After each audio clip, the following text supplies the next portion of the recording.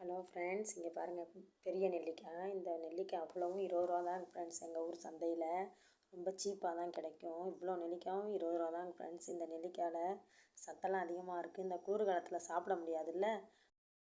கல்லில் நெல்லிக்காவை இட்லி தட்டில் கொஞ்சம் தண்ணி வச்சு இப்படியே ஒரு நெல்லிக்காவாக இட்லி தட்டில் வச்சு ஆளில் தான் ஃப்ரெண்ட்ஸ் வேக வைக்க போகிறோம். பாருங்கள் ஃப்ரெண்ட்ஸ், நெல்லிக்காய் வெந்துருச்சு. இங்கே பாருங்கள், குத்தி பார்த்தாவே வெந்தது. கித்தா போய் எடுத்துட்டேன். இப்போ இப்படி அமுக்குனாவே பாருங்கள் வெந்தது தெரியும். இப்படி அமுக்குனாவே பாருங்கள் கித்தா விழுந்துடும். இங்கே பாருங்கள் ஒரு கித்தா வந்துருச்சு. இங்கே பாருங்கள் ஃப்ரெண்ட்ஸ், வந்துருச்சு.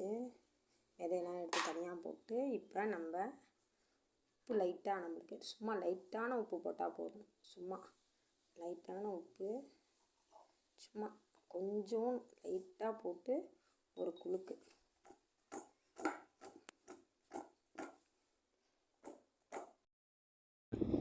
பாருங்கள் ஃப்ரெண்ட்ஸ், நெல்லிக்காய் ஒத்தையாக காய வைக்கலாம். பாருங்கள் வெயில் அடிக்குது. சும்மா 2 நாள் காய போட்டாவே போதும், காஞ்சிரும். ஒத்தையாக காய வைங்க. காய வச்சு ஒரு 2 நாள் காய வச்சோன்னு நீங்கள் பாட்டிலில் ஸ்டோர் பண்ணி வச்சுக்கோங்க. நம்மளுக்கு எப்போ கொஞ்சம் டம்டிங்காக இருக்கும், அப்போ நெல்லிக்காய் சாப்பிடணுன்னு டம்டிங்காக இருக்கும், அப்போ நம்ம எடுத்து வாயில் போட்டு சாப்பிடலாம் ஃப்ரெண்ட்ஸ். அவ்வளோதாங்க ஃப்ரெண்ட்ஸ்.